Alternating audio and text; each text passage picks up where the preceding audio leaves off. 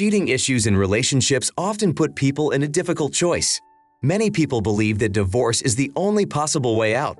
Indeed, sometimes it is. However, such a step can lead to serious financial losses. People who decide to cheat rarely think about the possible consequences. They believe that their spouse will not find out about what is happening. But there is no such thing as complete certainty. Too much certainty can lead to undesirable consequences. There are those who are willing to wait for the right time to take revenge, and the backlash can be much more painful. Therefore, it is worth thinking carefully before cheating. It's better to refrain from cheating. Let's move on to another story. As I approached the counter, I asked the clerk about possible messages for me. He checked the drawer for room 305 and handed me a piece of paper. As I was reading the note, two men I had noticed in the lobby upon entering approached me. The note indicated that I should call Detective Howard Miller. A phone number was also given. The men stopped on either side of me. The man on the right introduced himself as Detective Larson and showed his badge. His co-worker introduced himself as Detective Phillips. "Yes, how can I help you?" I asked. "Is this a note from Detective Miller of the Branson Police Department?" One of the detectives inquired. "It's from Detective Miller, but I'm not sure where it's from," I replied. "He called and left this message this morning shortly after 9. When you didn't call back, he contacted Ed to find you. Can you tell us where you were this morning?" They asked. "Why do you need to know that? What's going on? Can you please clarify the situation?" I asked. "Please answer the question," the detectives asked. "In the morning, from 8 to 9, I had breakfast at the hotel restaurant with friends.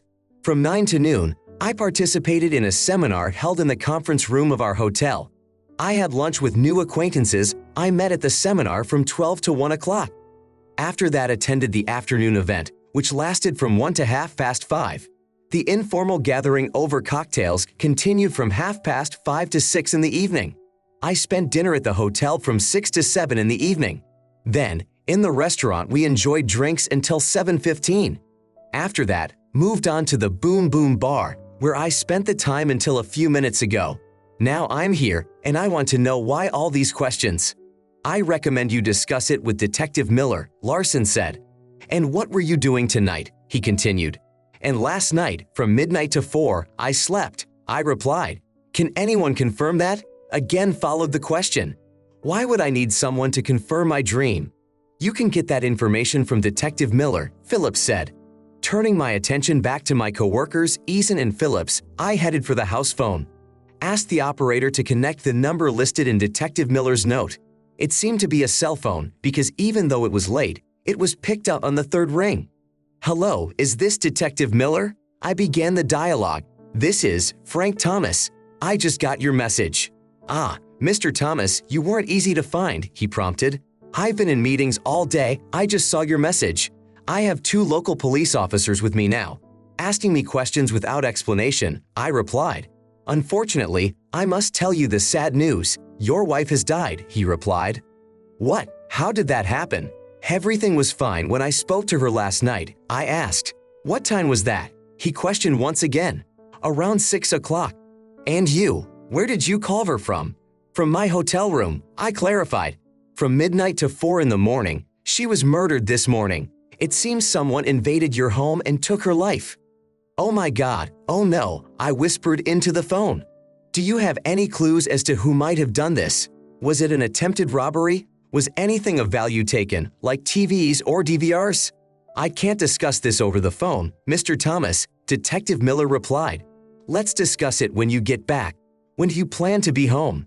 "I'll try to leave on the earliest possible flight tomorrow," I said. "May I join the conversation with the officers?" "Sure," I said, handing the phone to Officer Larson. After the dialogue ended, I began to pack. I needed to contact the airlines and leave messages for the seminar organizers. During the flight, my thoughts invariably returned to Melissa. We had met at a cocktail party. Her fiery red hair and smile that lit up the room completely captivated me. She had an irresistible charm and a figure as if specifically designed to seduce. Even though she was with someone at the party, I maintained restraint, given the presence of those important to the case. Only when Melissa was alone did I discreetly hand her a note with my number and a short message. "Call me." To my surprise, she called the next day. Doubts that she would contact were in vain. Nothing ventured, nothing gained. I replied, remembering the British military motto, "He who dares wins." How could I resist someone so bold and confident? After a few messages, I invited her to dinner at 6 o'clock that evening. Melissa was a true discovery: beauty, humor, charisma, and intelligence. By our third date, she informed me that it would be just the two of us for dinner. I just needed to bring wine. The evening was coming to an end and the bottle of wine was already empty. She took my hand and pronounced, "I hope you weren't planning on leaving early. We need to talk about whether we can have a future together." She then led me to her bedroom and an unforgettable night began. This woman was insatiable, and I think I lived up to her expectations. The next morning, after another encounter, she remarked, "You're fine." 9 months later, we exchanged vows. My thoughts were interrupted by the announcement of landing preparations. Please make sure the backs of your chairs and extension tables are in an upright position. I called Miller in advance to give my flight details and arrival time. He and his colleague, Detective Paulson, met me as I exited the plane. After greeting me, Miller suggested that I join them at the station. I objected that I would get my car from the garage and either follow them or meet them at the station. However, he insisted that they would prefer that I accompany them. I, on the other hand, would prefer not to leave my car here. It seems unnecessary for me to drive downtown with you only to come back here later to get my car if I don't get arrested, I said. One might wonder why you're not being more cooperative, Mr. Thomas, Miller replied. No one in your position would hesitate. Let's cut to the chase without further ado. My wife was murdered, and we both know I'm a suspect, even though I was nearly 400 miles away, and you have proof of that. Last night, the officers checked every detail I provided before contacting you. I continued. You said nothing about my wife's fate during our last conversation, only hinting that we would discuss it after I returned. Now, you want me to leave my car here. That means you believe I won't need it anymore. You've already designated me as your prime suspect and expect to see me in handcuffs by the end of the day, so my car will be here, and yet you expect my cooperation. Cooperation requires reciprocity, Detective Miller began, glancing at me, then nodded. It seems we got off on the wrong foot. He looked around the terminal and pointed to one of the restaurants scattered around. Let's sit down, have a coffee, and I'll explain everything. As we sat down at a table, Miller began to narrate. Yesterday morning, at about 9 hours and 10 minutes, your wife's friend, Mary Osborne, arrived to take her on a planned shopping trip. Receiving no answer to the doorbell, she tried the door. The door was unlocked. Upon entering the house, Mary called out for your wife, but there was no response. Checking the house, she saw that your wife's car was still in the garage. Assuming that your wife may have overslept, Mary went upstairs and found your wife dead on the bedroom floor. She immediately called 911. A forensic scientist later determined that your wife had been dead for at least 4 hours before she was found. Why do I feel like you're not telling me something? I asked. Miller replied, I'm not the one who makes those decisions. There is a protocol to follow. The formal interrogation has to take place at the station and will be recorded. I have already provided more information than I should have. Go get your car and meet me at the station. Do I need to have an attorney present? I asked. That's your decision. You have the right to do so, he replied. As a police officer, I have to admit, I'd rather you didn't exercise that right. Lawyers often interrupt, disrupting the interrogation process. The smooth flow of the interrogation can reveal information to the investigator, he replied. So am I really going to be interrogated as you mentioned? I asked. Until you are acquitted, you are a person of interest in the investigation of your wife's death. We finished our coffee and then I caught a shuttle to pick up my car. Upon arrival at the station, I was directed to a room where Miller and Paulson were already waiting. They informed me that the conversation would be recorded and asked if I wanted a legal representative present. I declined. They began the interrogation, asking about my whereabouts that night. I provided the same account I had given earlier at the hotel. Paulson then asked the question, do you own a gun? I do have a few, mostly .22 caliber, a Colt 45 and a Glock 40. I may have a couple or three of the .57 Magnum, but I'm not sure. How can you not be sure you have them? He asked. I explained, technically they're not mine. They belong to my company, Paladin Security Services. You own Paladin? Yes, I do, I replied. He thought for a moment, then asked, Are you familiar with a man named Robert Turner? I haven't met him personally, but I know who he is. What information do you have about him? I asked. Not exactly in the know, but he was involved with your wife last week. Do you know about that? Yeah, I think she started seeing him sometime in early April. Perhaps you should consider getting a lawyer involved, Mr. Thomas, Paulson suggested. Why is that? I asked. Because you just admitted that you knew Robert Turner was involved with your wife and that Robert Turner was found dead in your wife's bedroom. Are you suggesting that I, as a devoted husband, killed them both in a fit of jealousy? That would be preposterous. If I acted out of rage, it would be against Ronald Porter, the first man she cheated on me with. There have been at least 4 other men since then, and I've never touched any of them, I told him. Are you sure about all of this? Paulson asked. I had the private investigator's reports, I replied. I noticed the look on Paulson's face, which seemed to express a look of weakness on my face. To myself, I muttered, "To hell with you." I began to explain to him, "Have you ever been through a divorce or know someone who has gone through it?" I asked him a question. Here's my dilemma. I've been successful in life. My house is worth a little over $3 million, and the business I've tirelessly built is valued at $10 to $12 million. But being married means that even if I catch Melissa cheating, she's still entitled to half of everything. I'd have to liquidate assets, split the business, pay for court costs and attorney's fees, and probably pay her alimony for a year. Still, that may be a motive for someone else, but it wouldn't make sense for me to kill her and risk jail time. In 9 months, Melissa could have inherited a $7 million trust when she turned 30. At that point, our assets would be equal, and I could get a divorce with all my assets intact. Her murder now deprives me of a potential fortune. If she had lived to be 30, I would have inherited it, but now all that money would go to charity. It would have been to my advantage to live with her for another 9 months. By the way, you never mentioned how she died. 2 bullets in the forehead. Turner suffered the same fate, 2 shots to the forehead. Double tap on the head. That's saying something. If you look at Turner's wife, she's got a solid alibi. She'd want you to investigate her family. Her father has ties to the Genovese, and even if half of what they say about him is true, he'd have no trouble finding someone to solve the problem for the sake of his beloved daughter's family honor. This nonsense isn't a double tap on the head, it's a signature of mob style, I said. Miller and Paulson exchanged glances. Miller turned to me and asked, "Can you back up what you said?" I replied that I had private investigators' reports on her connections and could provide the name of her attorney. You might be able to get details of the trust fund from him, I added. The Turner report showed that my wife knew I was aware of her actions. I had my doubts about that. I was playing the role of the clueless husband while she was experienced in intimate relationships and never turned me down. I didn't want to lose intimacy before she turned 30. I wasn't willing to risk letting her catch me and file for divorce. I don't think we have any more questions, but please keep us informed of your whereabouts if we need to contact you, they said. As Melissa's coffin was lowered into the ground, I looked around at those gathered and wondered if any of them realized what had happened after I graduated from college at 20. I wasn't ready to live an ordinary life.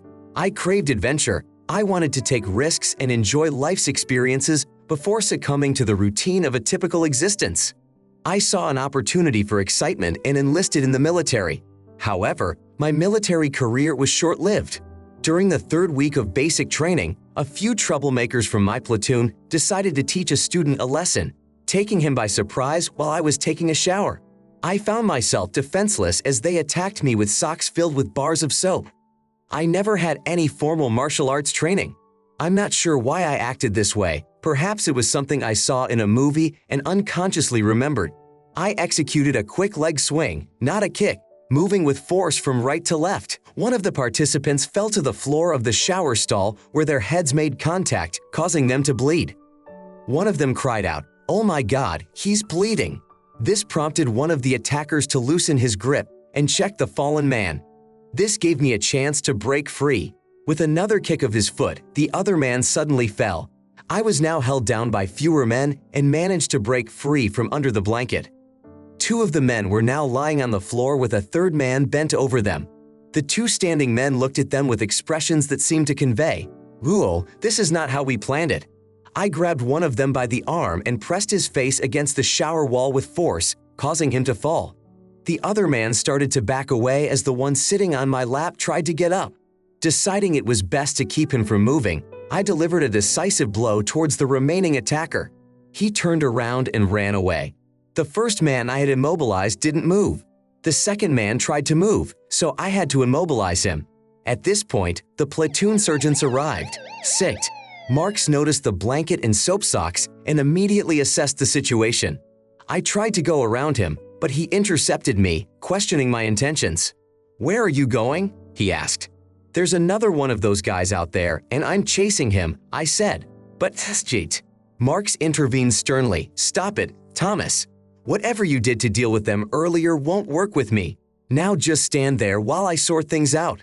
Eventually, the situation was resolved, and on my second day, there I found myself locked in the mail pen. I was summoned to a room where the captain was sitting at a desk. As I was escorted from my cell to the room, the escort explained the protocol to me. Upon arrival, coming out from behind the desk, "Salute and introduce yourself," he said. Standing in front of the desk, I said, "Private Thomas." The captain asked, "Aren't you forgetting something?" I replied, "I don't think so, sir." "You missed the salute," he remarked. I retorted, "I didn't miss a salute, sir. Both mean respect. I don't have any respect for people who treat me the way those guys treated me." "You sent 4 men to the infirmary. Doesn't that bother you?" he asked. "The only thing that bothers me is that Sergeant Marks prevented me from doing the same to the 5th, I replied. "What would it take for you to start addressing me as sir? Have you earned my respect by your actions?" My strong bond with Lieutenant, Captain, Major, Colonel Jones Smith, or whatever his real name and rank was, began at that moment. Apparently, my uncompromising attitude had attracted the attention of a certain faction in the United States Army. I was removed from basic training and sent to an undisclosed location to receive instruction that few other recruits received. I gained proficiency with firearms, knives, hand-to-hand combat, and unconventional skills such as picking car locks, hot wiring, forging identities, piloting a small airplane and small water vehicles, and a host of other abilities before I was released. The oath I took upon enlistment was to defend against all enemies, both external and internal. Though the external aspect was never taken into account, it's amazing how many internal enemies America hides. Our method of dealing with them included elimination through accidental drownings, falls resulting in broken necks, and staged car accidents. These methods were just some of the ways we dealt with the problems. Engaging in this kind of work breeds paranoia. You begin to wonder, what if the operation fails? What if you're chosen as a scapegoat? What if circumstances require you to disappear or your body to be found with compromising evidence? Given the nature of my tasks, I couldn't shake the feeling that if my removal became necessary, they wouldn't hesitate. I have been with this group for 6 years. During that time, I had strategically placed cash, weapons, and documents in several hideouts. I have planned several evacuation routes.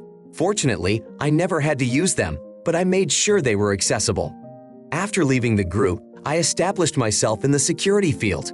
My company provided security specialists, which was a euphemism for bodyguards and armed guards for various corporations. A year after starting my new career, I met Melissa at a cocktail party. We began dating, and eventually I proposed to her. Our marriage seemed solid, however. A year later, I woke up one morning with a gut feeling that Melissa was cheating on me.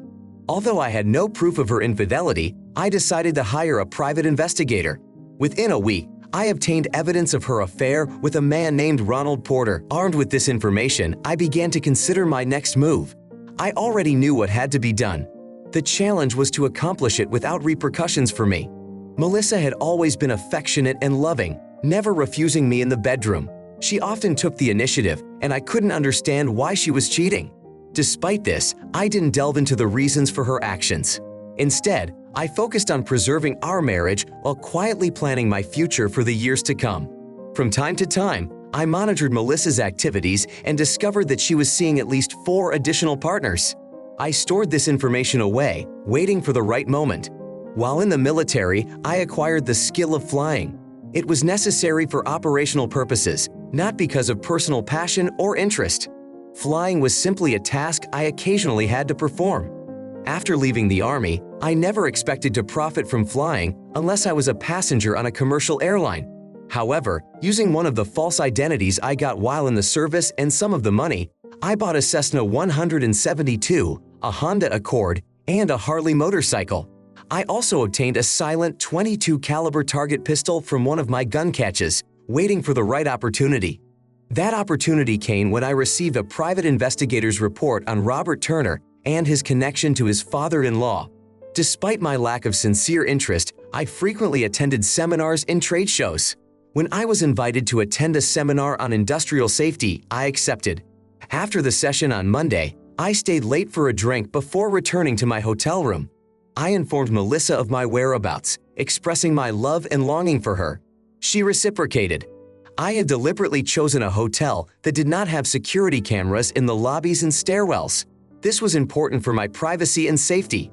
After returning to my room, I changed my clothes to jeans, tennis shoes, a sweatshirt, and a windbreaker. I put on a baseball cap and mustache and glasses with clear lenses. Exiting through a side door, I walked down the stairs and walked 6 blocks. Then turned 2 blocks and caught a cab. Arriving at the bar, I carefully walked another 2 blocks to the motel where I had previously left my Honda Accord. From there, I traveled to the airfield where my Cessna was parked. Contrary to the Navy's plan to erect a fence, I took off as soon as I was in the air. After changing my flight plan, I headed home. The flight lasted a little over 3 hours. After landing and securing the Cessna, I picked up my pre-prepared Harley and drove it to my house, parking 2 blocks away. I quietly entered my house, made my way to my office, and pulled my bag out of the closet. Inside, I found latex gloves and boots, which I put on. I then made sure the stun gun in the bag was fully charged. Everything was ready, so I silently walked up the stairs towards the bedroom and was faced with an unexpected surprise. I expected to find only Melissa there, but the sounds from the room revealed that she wasn't alone. Sneaking down the hallway, I could hear my wife cheating on me. Entering the bedroom, I immediately recognized the man my wife was having fun with. It was her current lover, which was an added insult. Melissa's face turned pale and she screamed. Turner saw me push him away from Melissa. At that moment, I shot him with the stun gun. He collapsed to the floor, squirming in pain. I quickly walked over to the bed, grabbed Melissa, and silenced her by gagging her. I handcuffed her to the bed. Then, with a thud, elbowed her lover with a thud. Reaching down, I grabbed a sharp knife from the kitchen table and went upstairs. Turning to Melissa with a smile, I remarked, "How nice of you to entertain me. I expected to find you alone. I was wrong." Rolling Turner over onto his back, I waited for him to regain consciousness. In the meantime, I turned to Melissa. "You've been entertaining yourself, dear. Turner is preferable to Porter." "Why did you keep Porter?" "Because Hathaway was superior. But if it was always about finding something better, that would mean Prince was better than Hathaway and Davidson was better than Prince." Melissa was crying and struggling to get out of bed. Turner started to move. I looked at Melissa and wondered if Turner was superior to the others in many ways. "It must be because you really enjoy his company. Who am I to deny you what you desire?" I leaned over and grabbed Turner, meeting his gaze. I continued, "Romancing another man's wife is inappropriate, especially in his house and in his bed." With those words, I made a slight movement and took her lover's dignity in my hands. "Here you go, Melissa. They are yours forever." Holding the silenced pistol in my hand, I took aim at Turner's forehead and said, "I hope she was worth it, you piece of shit." Then, turning to Melissa, I continued, "I guess I'll never understand why you betrayed me all these years by staying on the side of those assholes. But I won't give you a chance to explain yourself. I just hope that the moments of joy you experienced were worth the consequences you'll now face." "I'm sorry, Melissa. I truly loved you." She started wriggling like a real snake, and I had a hard time concentrating. For a moment, I wanted to listen to her. I realized that regardless of her version, I had already made my decision and I wasn't planning on backing down. I released her so she could speak calmly. She was crying and stuttering. "Honey, I'm sorry. It sounded so pathetic and fake, but I decided to keep listening. I'm sorry. It's my big mistake." I wasn't interested in her apology. "The only thing I want to hear is why," I said, making it clear that I wasn't going to listen to her apology. She was silent and obviously choosing her words carefully, realizing that I was serious. "It happened by accident," she began. "Stop lying," I interrupted her. "How many lovers have you had? You have one shot at giving the right answer. If it doesn't satisfy me, then I'll do what I plan to do. And don't you dare lie to me. I know you've had plenty of them." She looked at me with frightened eyes and, clearly thinking about something, began to prepare her answer. After a couple seconds, she whispered, 12. Shit, I thought to myself, how could I have been so blind? And when did your first lover show up? 4 months after we were married, she replied. That answer stumped me. Terrible, I was shocked. I realized that listening to her explanation was a bad idea. I decided to finish what I started. I aimed for her forehead and her eyes widened. I repeated with her what I had done with her lover. I collected the shell casings and anything else that might indicate I was involved. I put everything in the bar and left the house. 4 hours later, I returned to my hotel room. The clock on the nightstand read 5:15. I managed to get 2 hours of sleep before waking up. After eating breakfast, I headed to the seminar. Standing there, watching the casket being lowered into the ground, I mentally reviewed everything, making sure I had taken care of all the details. My service record confirmed that I'd spent time in the master's quarter doing supply depots. Nothing suspicious that would cause surprise. Ironically, my lack of an alibi would serve them right if I was guilty. I made sure to cover my tracks. My plan was to wait a couple of weeks and then arrange a business trip. During that trip, I would use my fake ID to sell an alibi. As for the Cessna and Accord, I left the Harley in a place where it could be stolen so it couldn't be traced. I took a step forward and threw a single red rose on Melissa's casket. I reminded myself that all I had to do now was maintain a semblance of normalcy and wait to see how events would unfold. This is the end of the story. Write your opinion in the comments about this story. We'd love to read it. Also, don't forget to put a like and subscribe to our channel not to miss new, no less interesting and exciting stories. Good luck. Thank you so much for watching my video and your time. Please subscribe to my channel and click on the bell button.